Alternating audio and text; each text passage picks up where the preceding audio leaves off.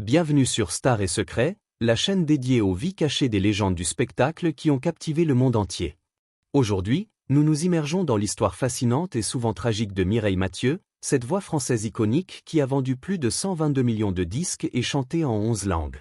Née dans la pauvreté extrême à Avignon le 22 juillet 1946, affectueusement surnommée Bimimi par sa famille, Mireille a transformé une enfance marquée par les luttes quotidiennes, les sacrifices constants et une résilience forgée dans l'adversité en une carrière légendaire jalonnée de succès retentissants. Mais derrière les applaudissements des scènes internationales et les lumières éblouissantes des plus grands théâtres, se cachent des chagrins profonds, des pertes déchirantes et des mystères énigmatiques qui ont façonné son héritage. Pensez à son lien profond et insondable avec son impresario Johnny Stark, une relation si intense qu'à sa mort, elle a déclaré en larmes « J'ai perdu ma moitié ». Joignez-vous à nous pour plonger dans les méandres de sa vie, dévoiler les tragédies cachées qui l'ont hanté, et comprendre comment le chant est devenu sa bouée de sauvetage au milieu des tempêtes. Si vous êtes prêt à être captivé par une histoire où la passion musicale triomphe de tout, abonnez-vous dès maintenant à Stars et Secrets, likez cette vidéo pour montrer votre soutien, et activez la cloche pour ne pas manquer nos prochaines révélations exclusives sur les stars qui ont marqué l'histoire.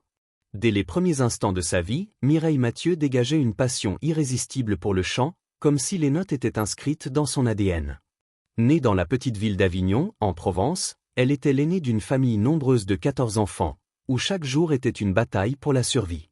Son père, Roger Mathieu, un tailleur de pierre héritier d'une tradition familiale remontant à 4 générations, dirigeait un atelier modeste juste à l'extérieur du cimetière Saint-Véran. C'était un homme de travail acharné, fier de son métier, mais hanté par un rêve inachevé. Il avait lui-même une voix de ténor et aspirait à chanter de l'opéra, mais son propre père l'en avait dissuadé, le confinant à une vie de labeur manuel. Sa mère, Marcelle Sophie Poirier, arrivée comme réfugiée de Dunkerque en 1944, portait les cicatrices émotionnelles de la Seconde Guerre mondiale, pertes familiales, bombardements, exil forcé. Leur union, scellée par la résilience et une détermination farouche, créa un foyer où l'amour était présent, mais les ressources cruellement limitées. Imaginez, 14 enfants entassés dans une maison étroite, luttant pour un bout de pain, un coin de lit, ou simplement un regard d'attention de leurs parents épuisés. Mireille, en tant qu'aînée, portait déjà un poids sur ses épaules frêles, aidant à s'occuper des plus jeunes tout en rêvant d'un monde au-delà de cette pauvreté écrasante. Malgré ces défis, la musique brillait comme un phare dans son existence. Toute petite, Bimimi, ce surnom affectueux donné par sa famille, était irrésistiblement attirée par les mélodies. À l'école, ses enseignants la réprimandaient souvent pour ses rêveries, où elle s'évadait en chantant mentalement au lieu de se concentrer sur les leçons arithmétiques ou les dictées. Sa dyslexie non diagnostiquée à l'époque aggravait les choses. Elle mélangeait les lettres, luttait pour lire correctement, et dut redoubler une classe primaire, ce qui la marqua profondément. De plus, née gauchère dans une époque où cela était vu comme une anomalie, elle subit des punitions sévères, des coups de règle sur la main pour la forcer à écrire de la droite. Pourtant, ces obstacles ne firent qu'alimenter sa passion. Sa main gauche, réprimée dans l'écriture, s'exprimait librement sur scène plus tard, avec des gestes animés qui devinrent sa signature. Un moment décisif arriva lors de la veille de Noël 1950. À seulement 4 ans, Mireille monta sur la scène de l'église pour la messe de minuit, sa première prestation publique, récompensée par une simple sucette. Ce souvenir précieux symbolisa les promesses d'un avenir meilleur. Plus tard, voir Édith Piaf à la télévision alluma une étincelle indélébile. « Un jour, je serai comme elle », se promit elle, convaincue que la musique pouvait transcender la misère. Les conditions familiales s'améliorèrent légèrement en 1954 avec l'obtention d'un logement subventionné dans le quartier de Malpeigné, près du cimetière, offrant un peu d'espace. Puis, en 1961, ils déménagèrent dans un appartement plus grand à la Croix des Oiseaux, mais les difficultés économiques persistaient. À 14 ans, Mireille prit une décision déchirante, abandonner l'école pour travailler dans une usine locale à Montfavet, fabriquant des enveloppes. Au milieu du bruit incessant des machines, sa voix rompait la monotonie lors des pauses déjeuner, égayant non seulement son moral mais celui de ses collègues.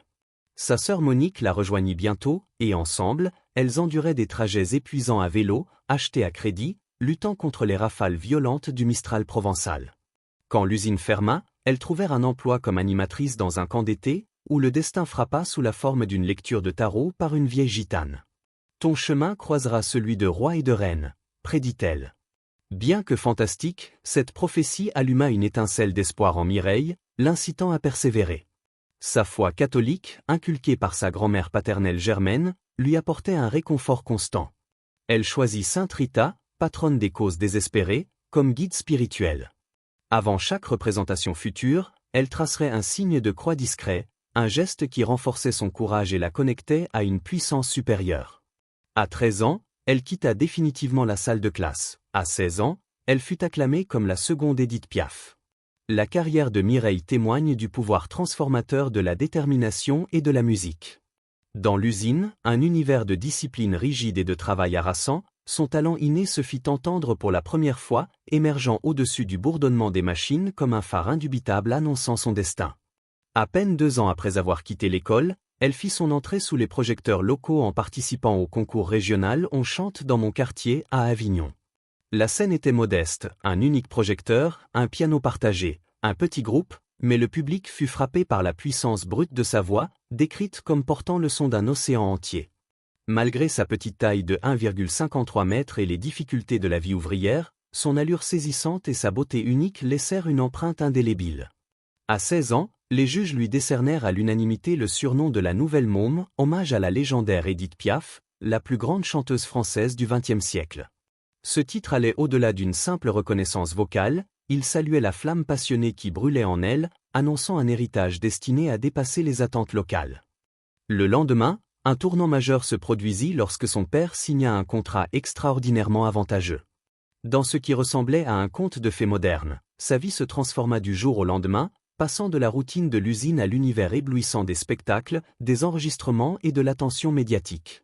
Au cœur de cette métamorphose se trouvait Johnny Stark, un impresario légendaire surnommé l'Américain en raison de son style et de son allure, ayant perfectionné ses compétences sous l'influence des soldats américains dans sa jeunesse. Stark reconnut le talent unique de Mireille et prit sur lui de cultiver son potentiel, à l'instar du colonel Tom Parker pour Elvis Presley. Sous sa direction, elle commença à forger sa propre identité artistique, dépassant la simple imitation de son idole Piaf.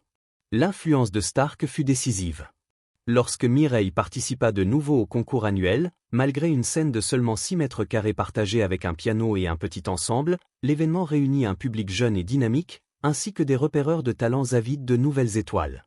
C'est dans ce cadre intime mais chargé d'énergie que son avenir fut amorcé. À la suite de ce succès précoce, elle suivit des cours privés avec Madame Laure Collière, une professeure de piano qui l'aida à parfaire ses dons naturels. Toutefois, son parcours ne fut pas exempt d'obstacles.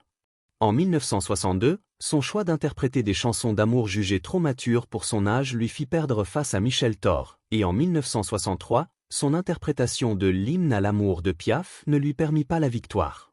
Mais la persévérance l'emporta. En 1964, chantant La vie en rose, elle triompha, remportant un voyage gratuit à Paris et une pré-audition pour l'émission télévisée Jeux de la chance. Arriver à Paris fut une expérience bouleversante pour Mireille. Paris était la fin du monde pour moi. Je n'avais jamais pris le train ni vu une caméra auparavant. Je ne savais pas ce que cette aventure allait me réserver, se souvint-elle plus tard. Les vastes scènes, les projecteurs éblouissants et les possibilités infinies de la capitale contrastaient vivement avec le cadre modeste d'Avignon, imprégnant chaque instant d'une aura de promesses inexplorées. Sous la houlette de Stark, Mireille affina son personnage scénique et son répertoire, conscient que l'imitation de Piaf limitait son potentiel. Il l'encouragea à cultiver son style distinctif. En repensant à cette période, elle admit « J'étais tellement formatée pour imiter mon idole que je pensais n'être capable de rien d'autre. » Cela fut immédiatement l'une des plus grandes déceptions de ma vie. Ce tournant marqua un changement dans sa direction musicale et sa réalisation en tant qu'artiste indépendante. Rapidement, des performances de grande envergure suivirent. Un moment décisif survint lorsqu'elle enchaîna cette apparition consécutive dans l'émission Télé Dimanche, conquérant le cœur des téléspectateurs. Puis, dans un élan audacieux, elle se produisit à l'Olympia de Paris le 20 décembre 1965, signant avec Bruno Cocatrix, le propriétaire. 2 jours plus tard, elle éblouit le public avec 3 chansons de Piaf, chaque note résonnant d'émotion brute et de résilience. La presse la qualifia de Piaf d'Avignon, un titre rendant hommage à son mentor tout en soulignant la singularité de sa voix. Son ascension ne se limita pas à Paris. En 1966, elle parcourut la France, laissant son empreinte dans chaque ville grâce à des performances live électrisantes. C'est lors d'une de ces tournées que Stark lui annonça qu'elle avait atteint un jalon important, libérée de ses dettes, évaluées à plus d'1 million de francs. Cet accomplissement représentait un triomphe professionnel et personnel, car Mireille rêvait depuis longtemps de sortir sa famille de la pauvreté. Avec cette sécurité financière, elle investit dans l'avenir des siens, un véhicule pour l'entreprise de son père, une maison spacieuse pour parents et siblings, et même un téléphone pour éviter les longs trajets à la pharmacie locale. La renommée de Mireille dépassa rapidement les frontières françaises. En 1967, elle foula la scène du London Palladium, se produisant devant la royauté britannique, un moment qui marqua sa transformation de vedette locale en superstar mondiale. Sa version française de The Last Waltz d'Engelbert Humperdinck, réinventée sous la dernière valse, captiva le public et devint un tube. Les tournées s'étendirent au Canada et aux États-Unis, avec des apparitions mémorables sur The Ed Sullivan Show et le Danny Kaye Show. Elle rencontra des icônes comme Elvis Presley, qui la complimenta sur sa voix, et partagea la scène avec Dean Martin et Frank Sinatra à Las Vegas, chaque rencontre enrichissant son héritage naissant. Cependant, les exigences de la célébrité ne furent pas sans conséquences. Le rythme épuisant des performances et déplacements constants laissait peu de temps pour le repos. En février 1968, lors d'une tournée, Mireille fut victime d'un grave accident de voiture qui lui fractura une vertèbre, l'écartant de la scène pendant 3 mois. Un mot cryptique laissé derrière, « We will get you next time » rappela la fragilité de sa nouvelle vie, renforçant sa détermination à surmonter chaque obstacle. Au début des années 1970, Mireille évolua en artiste et femme d'affaires. Face à une demande record, sa direction navigua des défis contractuels, y compris un procès d'1 million de dollars contre Barclay après signature avec Philips en 1971. Elle fit preuve d'esprit entrepreneurial en créant Abilene Music en 1974, étendue à Abilene Disc en 1983, gérée par ses sœurs pour préserver sa production. Collaborations prestigieuses et performances marquantes suivirent, tournée en Chine, Russie, concert à guichet fermé au Palais des Congrès en 1986 avec 110 000 spectateurs, confirmant son statut de chanteuse la plus aimée de France. Même face à des revers, comme la perte de Stark, sa résilience resta inébranlable. Aujourd'hui, au XXIe siècle, Mireille continue de se produire et d'enregistrer, symbole durable d'espoir et persévérance. Son parcours, du sol de l'usine aux Lumières de Paris, Londres et au-delà, est un récit vivant de transformation. Chaque performance résonne de l'esprit déterminé d'une jeune fille qui refusa que la pauvreté la définisse, prouvant que les rêves peuvent devenir réalité malgré les obstacles. Une tapisserie de passion, mystère et liens non dits. La vie amoureuse de Mireille Mathieu a toujours été aussi énigmatique et captivante que sa voix extraordinaire. Tissée de secrets, de romances presque mythiques et de spéculations médiatiques, elle a alimenté l'imagination de fans et journalistes. Malgré les questions indiscrètes, Mireille a gardé un silence discret, laissant sa musique parler à sa place. L'un des sujets les plus persistants est le rôle de Johnny Stark dans sa vie et son cœur. Quand on l'interrogeait, elle répondait vaguement, alimentant des rumeurs qu'il fut plus qu'un manager, peut-être son premier grand amour. Johnny Stark est mon merveilleux ange. Il a vécu pour moi et je chantais pour lui, déclara-t-elle, essence d'un lien mêlant mentorat, affection profonde et intimité dépassant le professionnel. Stark, l'Américain, fut l'architecte de son ascension, la faisant passer d'une chanteuse prometteuse à superstar. Avec détermination, il l'éloigna des comparaisons avec Piaf, façonnant chaque aspect de sa personnalité. Coupe au carré tendance mondiale, chaîne au cou symbole de force. Leur relation, professionnelle en apparence, était palpable, nourrissant rumeur d'un lien émotionnel, presque paternel. Au-delà, sa vie amoureuse fut marquée par des idylles éphémères. Au début des années 1980, elle tomba amoureuse d'un homme riche, élégant, promettant une vie loin de sa jeunesse difficile. Fiancée en 1983, les tabloïds s'emballèrent, mais 3 jours avant le mariage, le doute l'envahit. Fonder une famille signifierait renoncer à sa passion. Elle annula, soulignant son engagement indéfectible envers l'art, un sacrifice poignant où amour et carrière s'entremêlent. Une seconde romance émergea fin 1990 avec Olivier Masson, expert guerlin au passé riche, styliste de Wallis Simpson. Leur duo contrasté où Mireille petite, rayonnante, Olivier suave, charismatique, semblait destiné à un film. Pourtant, les exigences professionnelles l'éteignirent, laissant Mireille se retirer dans son monde intérieur. Rumeur la liait à Alain Delon, icône cinéma français, ou Patrick Duffy, avec un baiser à l'écran en 1990 alimentant spéculation. Fidèle à elle-même, elle ne confirma ni démentit, conservant une aura impénétrable. Protégée par son entourage, famille, Stark, son jardin secret devint source de fascination. L'amour est le plus beau sentiment. On ne peut pas vivre sans. Il n'est pas nécessaire de se marier pour aimer, résuma-t-elle, conviction que l'amour transcende convention. L'impact de Stark reste indéniable. Leur relation complexe marqua une époque. Sa mort en 1989 laissa un vide incommensurable. J'ai perdu ma moitié, confia-t-elle dans son autobiographie. Pas seulement un manager, c'était une connexion façonnant son être. Son tombeau au cimetière Saint-Véran symbolise leur union inséparable. Au fil des années, sa renommée internationale monta, mais sa vie personnelle resta contraste. Romance éphémère, occasion manquée, dévotion à l'art. Même à 79 ans en 2025, elle croit en l'amour, écho à La vie est belle. Sa vie amoureuse, comme sa musique, est une tapisserie fascinante de passion, mystère et résilience, inspirant fans mondiaux.